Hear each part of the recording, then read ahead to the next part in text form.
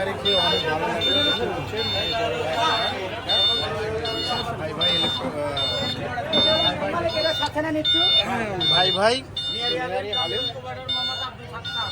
লোকেশনটা বলেন, লোকেশনটা বলেন। সবাই চলে আসবেন অবশ্যই।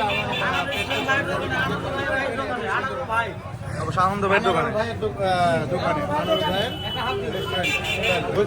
ওকে। ভাই সবাই আমাদের এখানে সবাই আসবেন, এখানে উন্নত মানের সুস্বাদু খাবার পাওয়া যায়। এটা কথায় না কাজে বিশ্বাসী, যে খাবে সেই বলবে।